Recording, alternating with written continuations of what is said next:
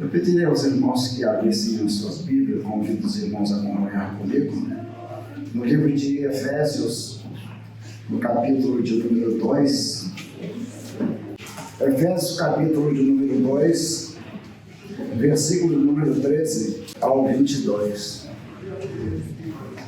Mas agora, em Cristo Jesus, vocês que antes estavam longe, foram aproximados mediante o sangue de Cristo, pois Ele é a nossa paz, o qual de ambos fez um e destruiu a barreira, o muro da inimizade, anulando em seu corpo a lei dos mandamentos expressa em ordenanças.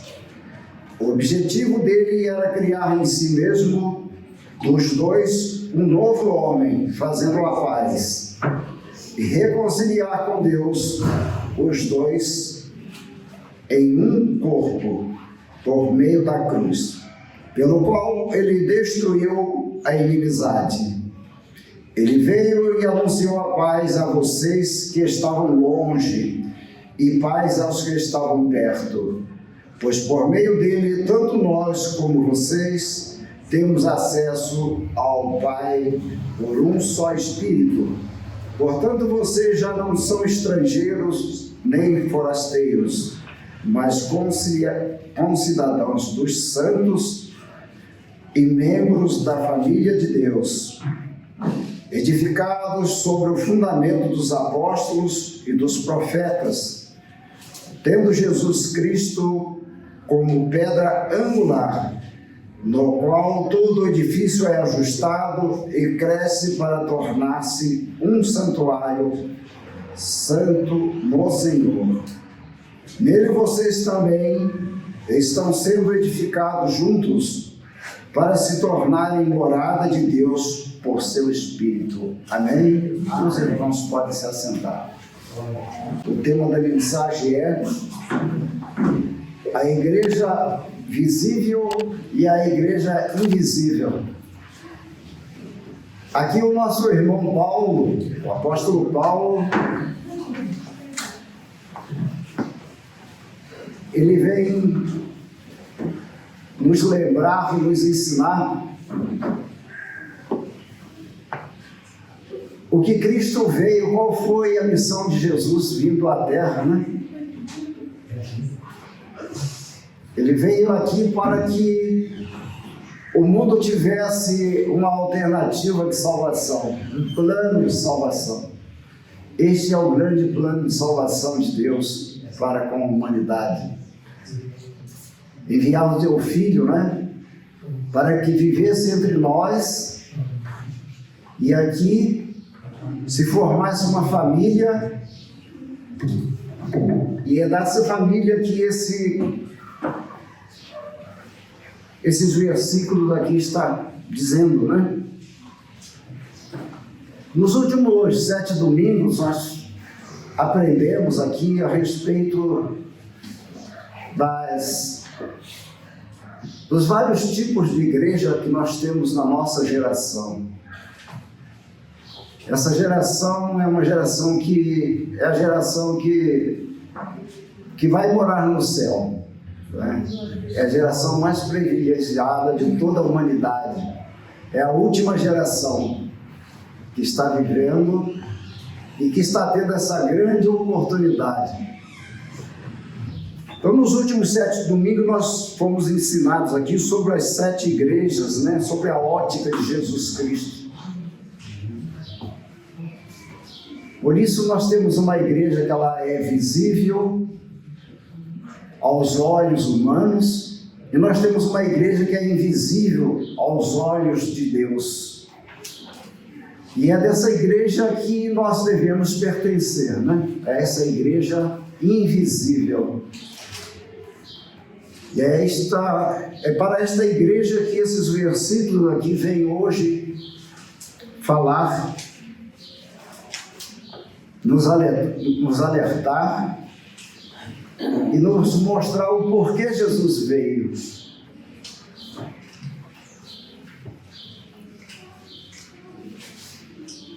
E hoje eu espero que o Espírito Santo venha nos revelar, né? a existência dessas duas espécies de igreja que nós estamos falando, a visível e a invisível, né?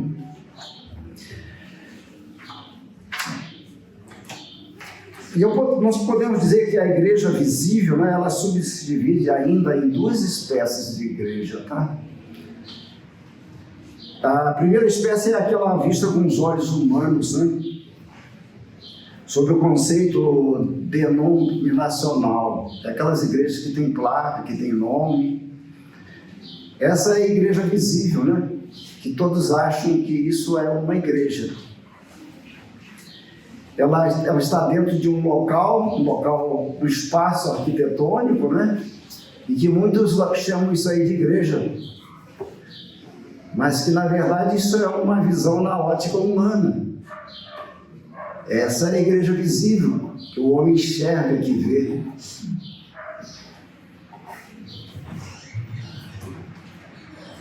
Mas essas igrejas, sob o olhar da ótica humana, né, ela tem defeitos. Como o homem, né, tem defeito, essa igreja tem defeito, essa igreja visível.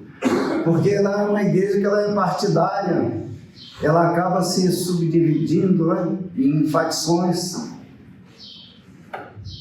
Por isso ela é a igreja visível aos olhos humanos, né? Nós vemos lá em Mateus, no capítulo número 7, Mateus capítulo 7, versículo número 21,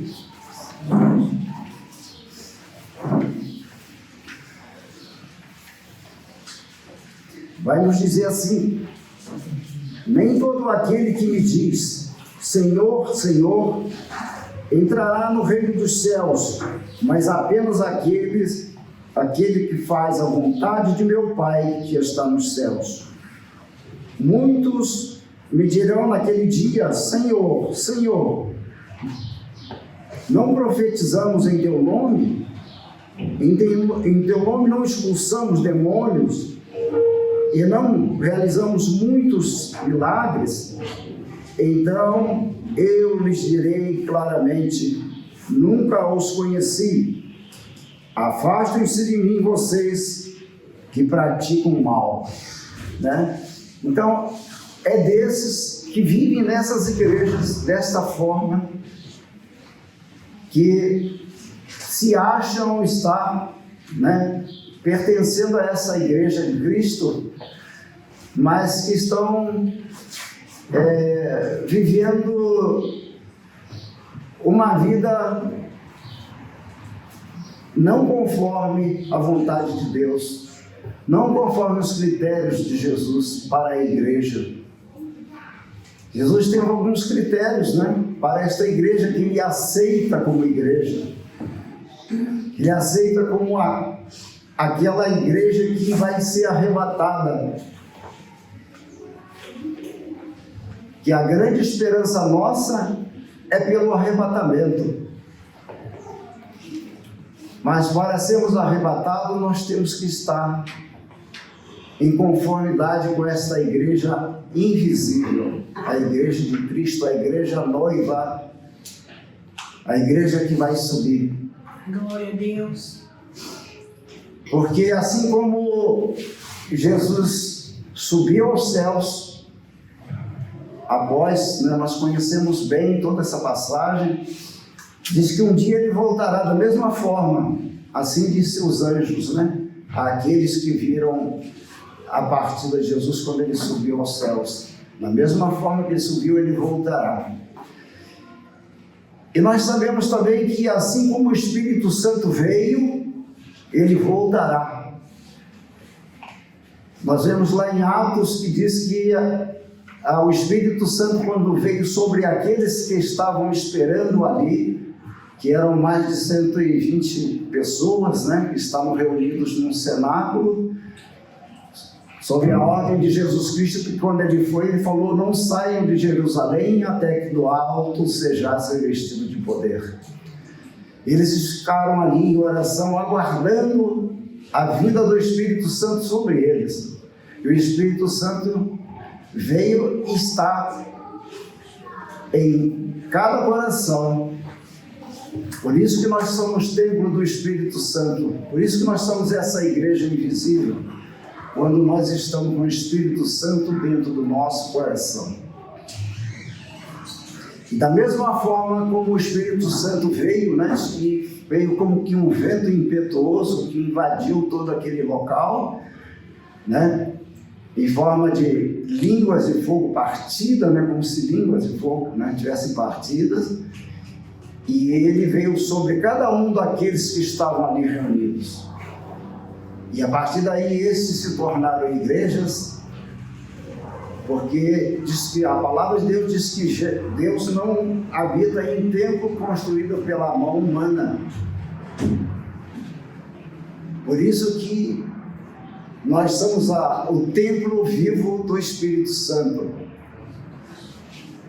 E para isso nós temos que estar em conformidade. Nós não podemos ser essa igreja visível, aparentemente só, vivendo de aparências. Como o pastor várias vezes diz aqui, né, nós temos que ser igreja não só aqui dentro, nós temos que ser igreja no nosso trabalho, na escola, na faculdade, né? O nosso testemunho tem que ser lá fora, não só aqui dentro. Porque aqui dentro é fácil, né? A gente representar. Mas em casa, com os nossos familiares, com os nossos amigos, nossos vizinhos, nós temos que ser essa igreja, esse templo do Espírito Santo, essa igreja invisível, a todo tempo. Nós vemos também uma segunda espécie de igreja na visão humana, essa igreja visível, uma segunda subespécie, né? É aquela igreja que tem um conceito de igreja empresarial, igreja que tem visão, planos financeiros, né, para a igreja. Essa igreja visível dessa forma é uma igreja que ela tem um CNPJ, né?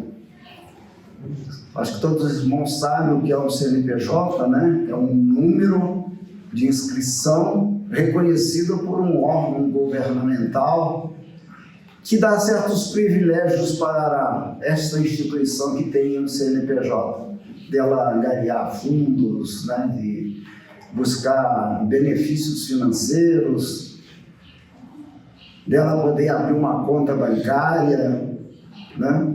Então tem muitas igrejas dessa subespécie de igreja visível que está operando desta forma, de forma reprovada por Jesus Cristo. Nós vimos nas sete cartas, né, que nós aprendemos aqui nos últimos 7 domingos. Nós vemos um exemplo desse tipo de igreja, a igreja de Laodiceia, que eles se diziam ricos, que nada faltavam a eles, né? Esse tipo de igreja visível, a igreja com um cunho financeiro, uma igreja empresarial, organizada como empresa, cheia de departamentos, esse tipo de igreja visível, mas que é uma igreja reprovada por Jesus Cristo, né?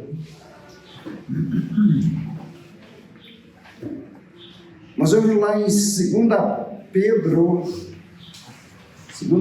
capítulo de número 2,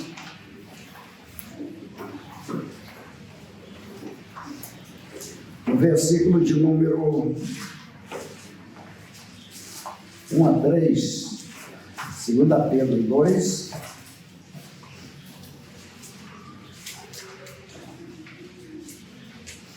diz assim, ó, que fala sobre os falsos mestres e a sua destruição. No passado surgiram falsos profetas no meio do povo, como também surgirão entre vocês falsos mestres. Estes introduzirão secretamente heresias destruidoras, chegando a negar o soberano que nos resgatou, trazendo sobre si mesmos repentina destruição. Muitos seguirão os caminhos vergonhosos desses homens, e por causa deles será difamado o caminho da verdade. Em sua cobiça, tais mestres os explorarão com histórias que inventarão. Há muito tempo, a sua condenação paira sobre eles, e a sua destruição não tarda. Então nós vemos, que é algo previsto aqui pelo apóstolo Pedro. Ele sabia que ia chegar esses dias, que era para nós nos prepararmos, estarmos alerta a esses tipos de mestres que apareceriam nos tempos, e que nós estamos hoje vivenciando isso. Nós estamos vendo aí isso aí prosperar de uma forma tal, numa escala geométrica. A quantidade de denominações que estão vivendo por este caminho, por este modelo de igreja, esta igreja visível, que nós estamos vendo, a igreja empresa, a igreja que está buscando fazer negócios até com os próprios fiéis, usam eles como manobra, como instrumento de negócios, usando a pregação da palavra de Deus para induzir as pessoas a esse tipo de ensinamento errôneo.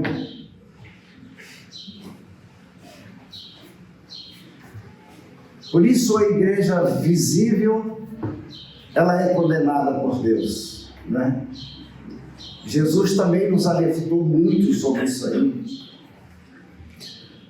Nós temos lá em Apocalipse 3,17, nós falamos aqui, que é sobre essa igreja de Laodiceia. Este modelo de igreja que era de Laodiceia era exatamente esse modelo aqui. Eles pregavam, eles estavam ali buscando prosperidade, eles viviam muito bem,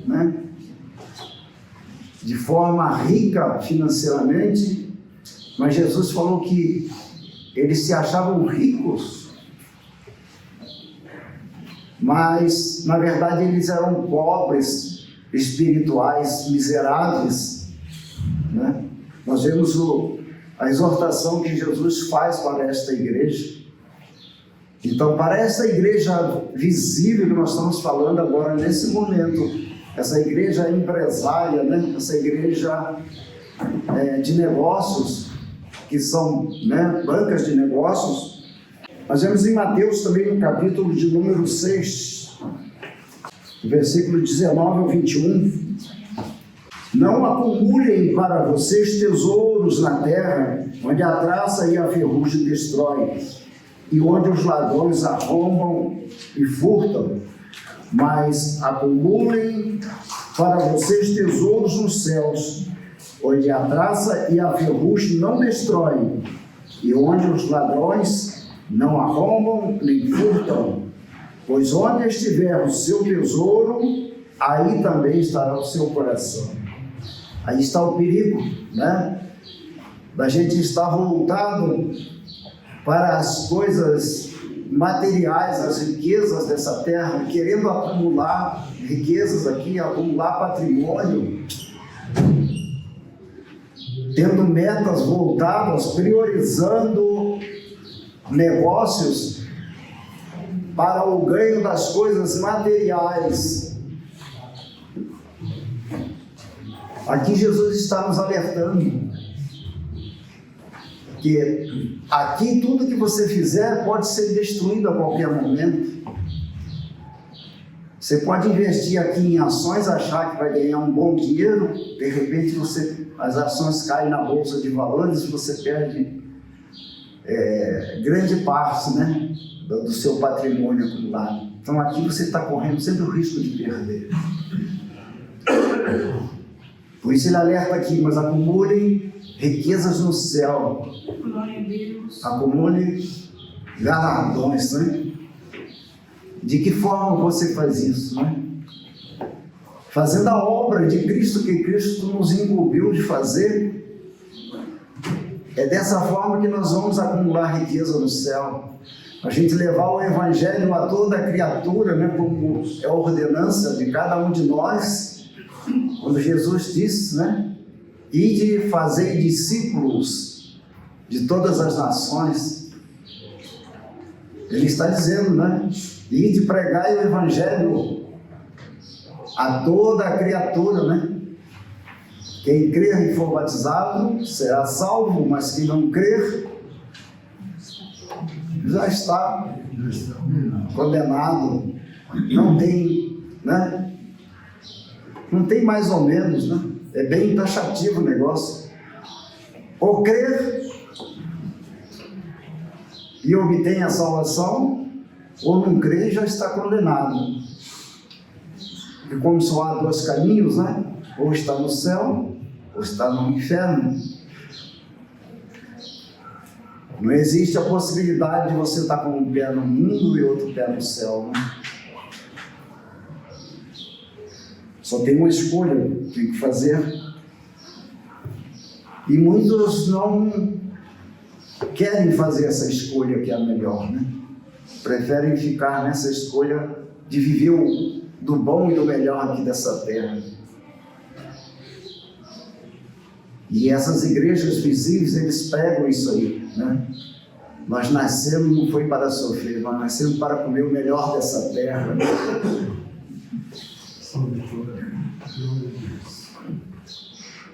Eles usam um texto, né, fora do contexto para enganar.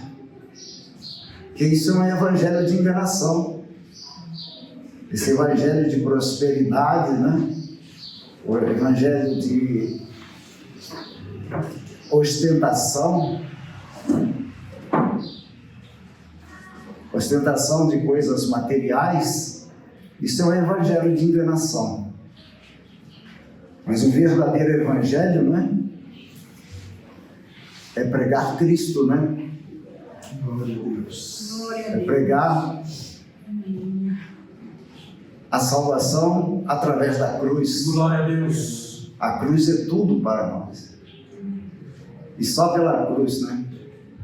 Que nós somos salvos. Glória a Deus. Aleluia. Mas muitos estão aplicando o evangelho com fins lucrativos, né? Usando o evangelho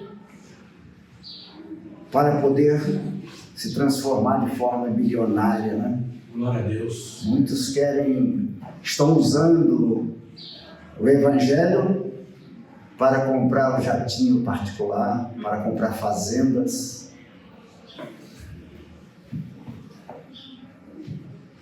Enganou a muitos, né? E nós temos que estar alerta para isso, para não sermos enganados. Nós temos que olhar, procurar estar nesta igreja invisível, que é como Deus enxerga, né?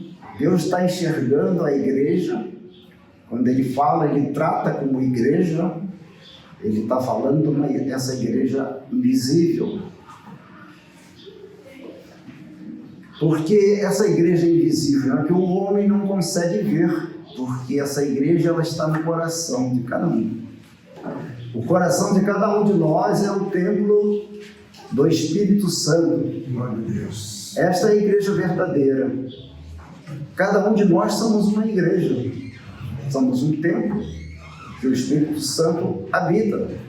Se der lugar a Ele. Porque Jesus disse, né? Está lá em Apocalipse: eis que estou à porta e bato. E se alguém abrir, eu entrarei e cearei com ele.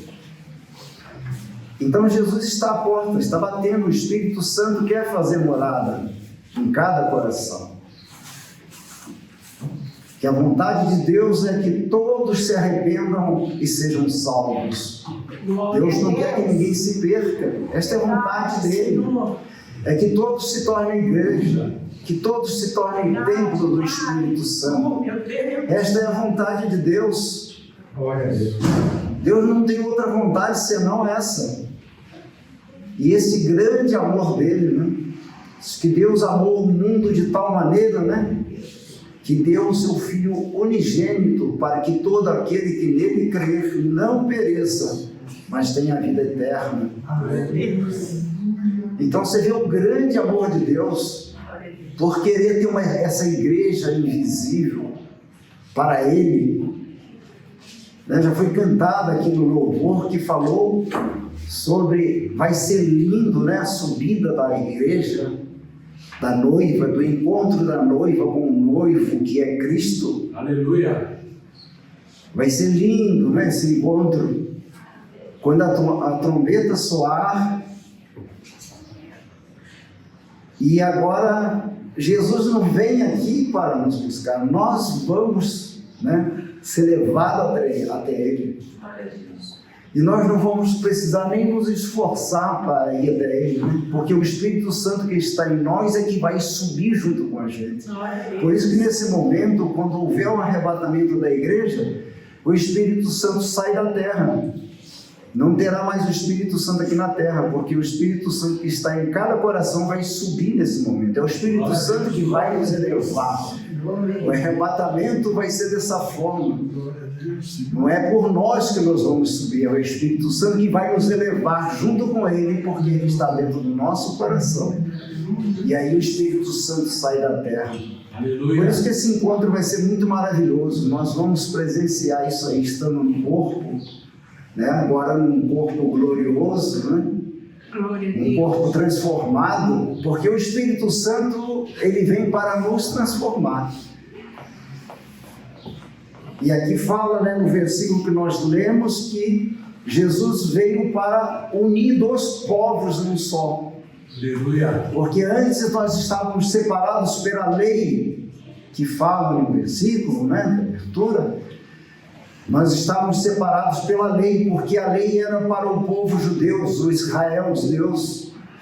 O povo de Israel era um povo escolhido por Deus, e pela lei que Moisés, né, através de Moisés, Deus colocou para este povo, nós que éramos gentios outrora, nós estávamos separados, nós éramos um outro povo, tinha uma barreira entre nós que nos separava.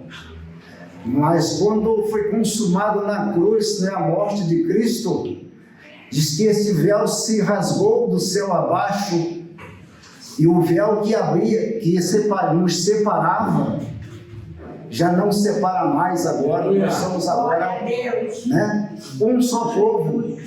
Jesus veio e uniu, trouxe a paz para que o povo de Israel e nós que éramos gentios e agora nós somos convertidos, nós recebemos o Espírito Santo, nós nos tornamos um só povo de Deus agora. Nós somos um novo Israel de Deus, porque nós somos nova criatura agora, nós somos novo homem. Através dessa mudança, dessa abertura que Jesus veio para concretizar, para realizar. Quando ele disse, Pai, está consumado, ele quis dizer, né? O plano de salvação agora está completo. Glória a Deus. Agora há um só povo. A oportunidade foi trazida para nós gentios que estávamos afastados. Diz que toda a humanidade estava destituída da glória de Deus. Mas Jesus veio e, com a sua consumação ali na cruz do Calvário, Ele nos trouxe realidade, né? Este concerto com Deus. Aleluia. Glória. Então agora nós estamos concertados em Cristo pela morte dele. Aleluia. Algo maravilhoso, né, irmãos? Glória a Deus. O Senhor é maravilhoso, o Senhor é poderoso. Obrigado, Senhor. Então, na visão de Deus, né, a igreja invisível, ela é uma comunidade do povo redimido pelo sangue de Cristo. A todos aqueles, né, que confiaram verdadeiramente em Cristo para a sua salvação. Não é para qualquer um, é para todos aqueles que creram, né? Glória a Deus. Verdadeiramente, que confiaram, né? Que entregaram a sua vida para uma vida para com Jesus. Não é entregar a sua vida para Jesus, é sua vida para com Jesus. E andar com Jesus. Andar nos caminhos determinados por Jesus. Da forma como Jesus determinou. Maravilhoso. Que muitos dizem assim: eu sirvo a Deus do meu jeito. Mas não é do nosso jeito que Jesus quer que nós andemos. Não é dessa forma que Jesus vai nos aceitar, do nosso jeito. Ah, eu acho que do jeito que eu estou fazendo, eu estou fazendo certo. Jesus não falou que é para você fazer do jeito que você acha, que Ele agrada. Ele já está dizendo como que Ele agrada. Então tem que fazer do jeito dele, não é do jeito que nós achamos que pode agradar a Ele. Não, nós devemos fazer do jeito que nós temos certeza que nós estamos agradando a Ele. Glória a Deus. E para isso hoje nós temos o privilégio de ter tudo escrito. Nós temos o manual de como andar com Cristo. A Bíblia, ela é um manual de como nós devemos caminhar para estar com Cristo, para andar em conformidade com a vontade dEle. Glória a Deus. Então nós vemos que essa igreja invisível, né? Ela foi criada pelo Espírito Santo para exaltar Jesus Cristo, né, como cabeça dessa igreja, como Salvador e Senhor nosso, né? Porque nós, no passado, eu lembro, há uns 50 anos atrás, a igreja, ela era considerada, as pessoas eram consideradas como membros. Eu lembro que tinha até uma carteirinha de membro nas igrejas. As pessoas eram chamadas de membros, né, da igreja. E era verdadeiro isso, porque nós somos membros. Se a igreja é um corpo do qual Cristo é o cabeça, então o que nós somos? Se nós estamos no corpo, nós somos membros. Nós somos membros do corpo de Cristo. Por isso nós somos igreja. Nós falamos que nós somos igrejas, que nós viemos aqui na congregação. Nós não falamos, eu vou na igreja, né? Nós vamos na congregação. Porque não faz sentido a gente falar que a gente vai na igreja. Ah, hoje eu vou cultuar o Senhor na igreja.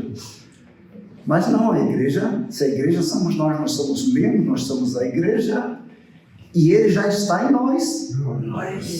Muito erroneamente, às vezes a gente fala sem perceber, né? Às vezes até nas orações, nós falamos, né, que pedimos para o Espírito Santo visitar pessoas.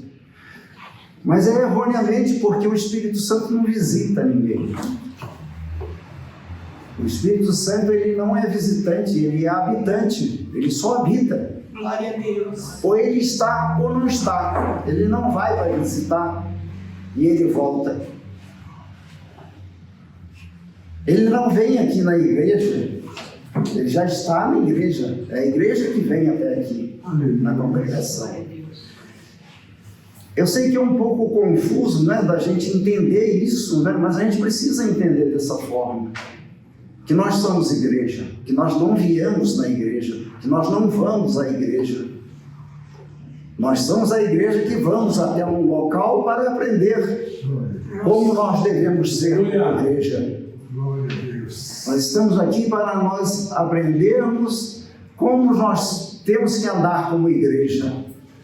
Nós não viemos na igreja aqui para aprender como ser crente. Ser crente é ser igreja. Porque nós temos que entender que a igreja é um corpo só. Ela é o corpo de Cristo. E Cristo, ele é a cabeça. E ele é a autoridade sobre o seu povo, né? Ele determina o rumo e o destino através do seu evangelho. É ele que define o rumo e o destino, né, da igreja. Então, cada membro do corpo, né, de Cristo, ele desempenha um importante e distinto papel dentro da igreja, né? Cada um de nós como membro, né? Ninguém aqui tem uma vida própria, né? Enquanto que nós estamos como igreja, nós temos que entender que nós não temos uma vida própria, cada um nosso, assim, por nós mesmos, querer, né? Ser, fazer de uma forma ou de outra, espiritualmente falando. Mas nós temos, né, cada um de nós, né? Estamos ligados no corpo de Cristo, e cada membro tem uma função no corpo, não é mesmo? E cada membro ele é dotado de uma função, de uma funcionalidade dentro do corpo.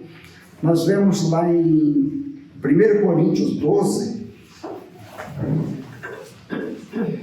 1 Coríntios capítulo 12, no versículo 27 e 28, diz assim, ó: ora, vocês são o corpo de Cristo, e cada um de vocês individualmente é membro desse corpo.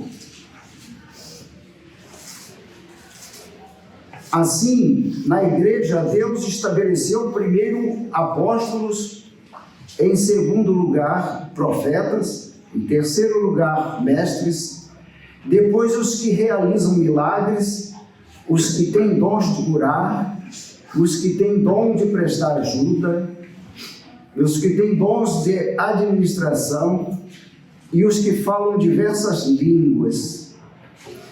Então nós vemos que cada membro, né, deste corpo, ele tem uma função dentro da igreja. Muitas vezes cada um de nós tem. E às vezes tem alguns membros, né, que eles têm mais de uma função às vezes, né? Serve para muitas coisas, né? Assim como o dedo, né? Às vezes o dedo serve para tirar a impressão digital, o dedo serve para coçar, né? O dedo serve para a gente apontar para o outro que o outro está errado, né? Para julgar o outro, né? O dedo serve para muita coisa.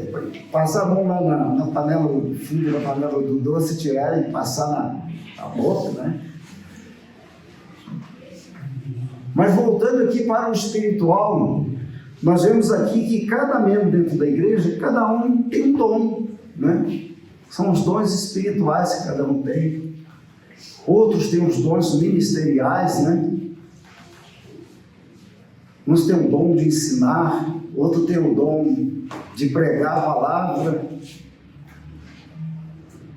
Porque tem duas coisas, né, que às vezes as pessoas pensam que é a mesma coisa, mas tem até a diferença entre pregar e ensinar, né? A gente prega para aquele que ainda não aceitou a Cristo como Salvador. Para isso a gente está pregando. Mas depois que ele já aceitou e ele está como nós estamos aqui dentro de uma congregação, agora nós vamos aprender, nós estamos ensinando nesse momento. Aqui recebe o ensino, aqui recebe-se o discipulado. Então, nesse momento, a palavra não está como ensino, não como pregação.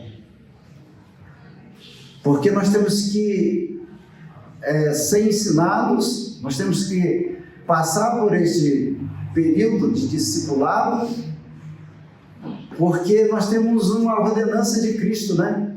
E de fazer discípulos. Então, para a gente cumprir essa ordenança de Jesus Cristo, de ir pregar e ensinar, para ir pregar e fazer novos discípulos, nós primeiro temos que aprender para poder pregar. Depois nós temos que aprender também para ensinar, para discipular, fazer discípulos. Porque os mandamentos são dois, né? As duas ordenanças de Cristo. Ir de fazer discípulos e ir de pregar o Evangelho a toda criatura, né? Mas de que forma a gente vai pregar se a gente, como disse o pastor aqui, a gente tem que ler a Bíblia, tem que ler todo dia, tem que se aprofundar no conhecimento da palavra para poder ensinar. Porque senão na hora de ensinar a gente vai estar vazio, nós vamos ser questionados, perguntados sobre alguma coisa, e se a gente não leu, como vai explicar? Como vai ensinar? E o diabo, ele é astucioso, ele às vezes pega pessoas que não estão preparadas, ele usa uma outra pessoa para ir fazer a pergunta para esse que não está preparado. Então, nós já de antemão sabendo que o diabo ele é astucioso e ele conhece muito a palavra, o diabo conhece a palavra.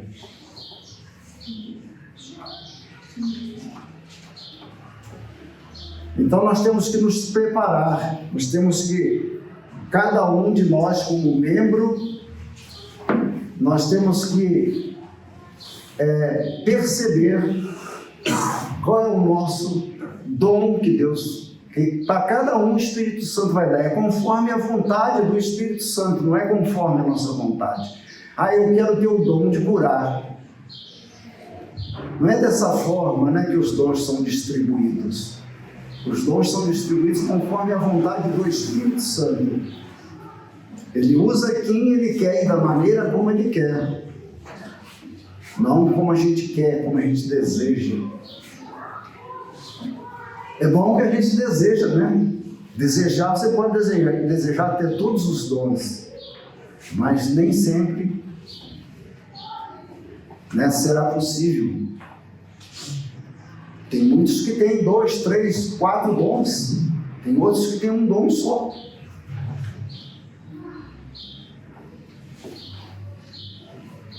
Tem uns que têm o dom da oração, né? De orar, de interceder, é um dom. E bom que todos nós tenhamos esse desejo de ter esse dom também, né? A palavra de Deus diz que nós temos que orar incessantemente, né? A tempo e fora de tempo nós temos que estar orando, a todo momento. E em tudo dá graças a Deus, né? Então, lá no livro de 2 Timóteo, no capítulo de número 2, no versículo 19, diz assim: entretanto, o firme fundamento de Deus permanece inabalável e selado com esta inscrição. Ou seja, está dessa forma: o Senhor conhece quem lhe pertence. E afaste-se da iniquidade todo aquele que confessa o nome do Senhor. Você vê que interessante aqui, né? O Senhor conhece aquele, né, que pertence a Ele. Por quê? A igreja é invisível, né? Ela só é vista por Deus, porque Deus olha através do coração. Aleluia. Por isso que Ele vê e Ele conhece quem pertence a Ele, quem está nessa igreja invisível. Deus conhece, só Ele conhece, Ele sabe. Muitos de nós podem estar dizendo: eu acho que todos nós aqui vamos nos encontrar, né, lá no céu. A gente só está achando, né? Nós estamos desejando. E que bom seria, né, se todos nós estivéssemos lá nesse dia. Glória a Deus. Mas só Deus conhece quem vai estar com Ele lá nesse dia. E ele fala aqui, né? E afaste-se da iniquidade todo aquele que confessa o nome do Senhor. Então, se aquele que está confessando o nome do Senhor, que fala, eu sou de Cristo, que seja realmente de Cristo, afaste-se da iniquidade.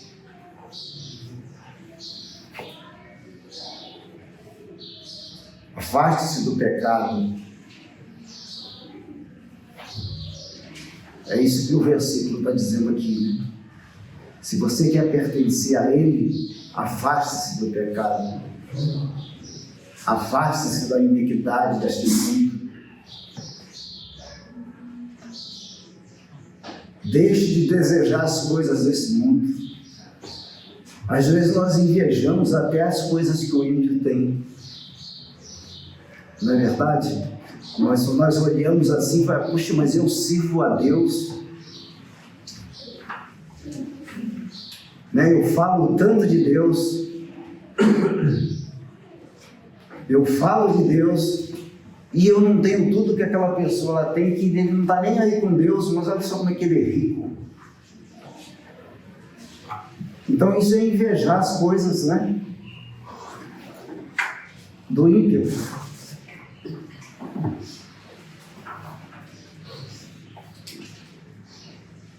Mas você não sabe, né? Você não está no coração dele. De repente ele tem tudo aquilo lá, mas ele não vai para o lugar que você pode ir, né? Se você estiver verdadeiramente com o coração dessa forma, se você estiver afastando das coisas que aquele que tem muito está fazendo. Às vezes ele pode ter muita coisa, é um vizinho seu do lado, às vezes, puxa vida, né? Eu tenho a minha vida assim, assim, assim. Eu tenho toda a condição, eu tenho um estudo que ele não tem, mas ele tem mais do que eu.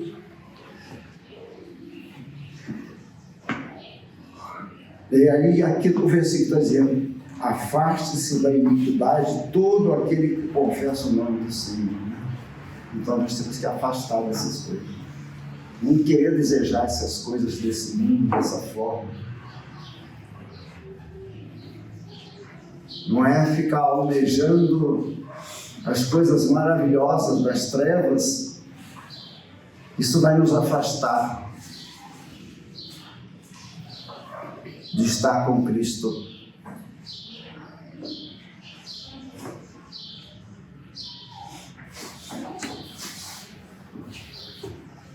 Mas, graças a Deus, né, que nós conseguimos entender, né, a verdadeira vontade de Deus.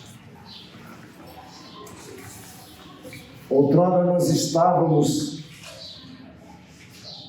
num caminho errado, pensando de uma forma errada, e hoje nós estamos aqui transformados. Nós entendemos, né, qual é a boa é a vontade de Deus. Nós nos abandonamos aquela vida errada, tomamos um caminho certo, né? E estamos no caminho certo, e o caminho certo é esse, né? É Jesus. Glória a Deus. Não há outro nome, nem no céu nem na terra, que possa garantir, né, a salvação, que não seja o nome de Jesus. Amém. Amém? Só esse nome pode salvar. Glória a Deus. Glória a Deus. Aleluia. E eu fico, né, me perguntando, se é tão bom assim, por que tem pessoas que rejeitam? Por que tem pessoas que não aceitam? Por que tem pessoas que não querem esse caminho? Prefere desconhecer. Eu não quero nem ter a curiosidade de ler tantos livros Não é? A Bíblia eu não quero saber de ler. Quando deveria, né? Não ler livro nenhum, mas ler como o único livro, a Bíblia, já seria tudo na vida de um homem, né? Se lesse somente esse livro. Muitos se vangloriam, né? Eu já li tantos livros, li coleção de livros disso, daquilo. Todo livro que você falar, fulano, eu já li. Você já leu a Bíblia? Não, a Bíblia eu não li. Eu não tenho vontade de ler, não. Tolo, né? O homem que assim pensa. Pensa que é sábio, mas não é nada, né? É um tolo. Porque se soubesse, fosse sábio, né? Procuraria ler a Bíblia. É o único manual de salvação para a nossa alma. Para viver uma vida eterna, né? Glória a Jesus. Pensa bem, uma vida eterna. Não tem contagens de tempo, né? É eterno, para sempre. Muitos preferem viver só os 70, 80 anos por aqui e esquece dessa vida eterna, né? Que vai ser vida, né? Porque se vamos ser arrebatados em vida, e até os mortos, aqueles que morreram em Cristo serão ressuscitados para encontrar com Deus, para encontrar com Cristo nos ares.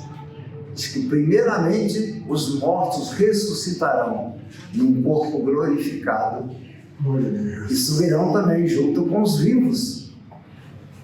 Mas se ele morreu sem Cristo, ele não subirá no arrebatamento. O corpo vai ficar lá aguardando até o dia de juízo final. Só vai ressuscitar no dia de juízo final o corpo daqueles que não morreram em Cristo. Então não é maravilhoso? Por que as pessoas não querem isso?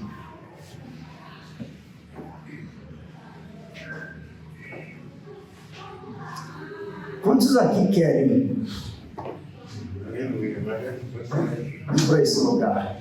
Todos querem, né? Glória a Deus. Mas muitas vezes não queremos renunciar. É isso aí. Falou tudo. Mas para querer, não basta só querer. Temos que, como disse Jesus Cristo, aquele que quiser vir após mim, negue-se a si mesmo, tome a tua cruz e siga-me. Então tem que tomar essa decisão. Enquanto a pessoa não tomar essa decisão de negar a si mesmo, abrir mão de tudo que é dessa terra, não se preocupar com que alguém vai dizer: ah, mas se eu for crente agora, o meu amigo vai me criticar. Ah, eu vou ter que deixar de tomar aquela cervejinha com meus amigos, tomar aquela pinga de final de semana, né? De falar sobre as mulheres bonitas, né? Ficar falando sobre a vida alheia, não vou poder mais fazer isso. Isso é negar a si mesmo. Isso é tomar essa cruz. A cruz é renúncia. É renunciar às coisas desse mundo. Renunciar àquilo que não agrada a Deus. Né? A gente viver na bebedeira agrada a Deus? Não agrada. Então, nós temos o quê? Tomar essa cruz, renunciar a isso. Adulterar agrada a Deus? Né? Não agrada a Deus e nem agrada a sociedade, né? Não é nem ético, né? E nem moral se fazer isso. Quanto mais para Deus. Então, renunciar é renunciar a essas coisas que outrora a gente falava que são as coisas boas da vida. É o melhor dessa terra, é isso. Mas o melhor da eternidade só se obtém se renunciar. Sem renúncia não há aceitação de Cristo. Porque uma coisa é a gente aceitar Cristo como nosso Salvador. E outra coisa é Cristo nos aceitar como salvos, como arrependidos, como nova criatura. Porque Jesus falou, né, quando perguntado uma vez, como posso eu nascer de novo, né? Porque Jesus disse, né, que o arrependimento ele vem quando você se arrepende dos maus caminhos, né, e se torna uma nova criatura. Você nascer de novo, você tem que nascer de novo, se tornar uma nova criatura. E como é nascer de novo, se tornar uma nova criatura?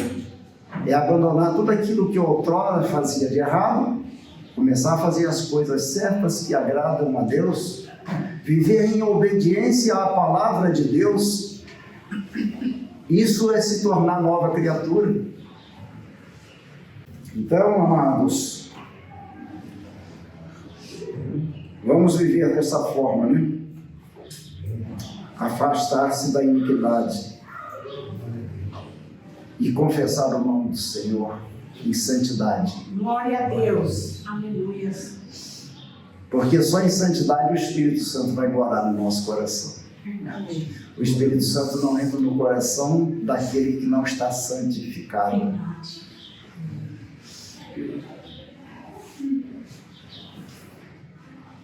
Procurar fazer o melhor possível, Amém. nos esforçar para fazer o melhor possível para agradar a Deus. Amém. Porque é impossível agradar a Deus, né, sem o Espírito Santo em nosso coração. Amém. Amém? Amém. E a Deus todas as glórias. Glória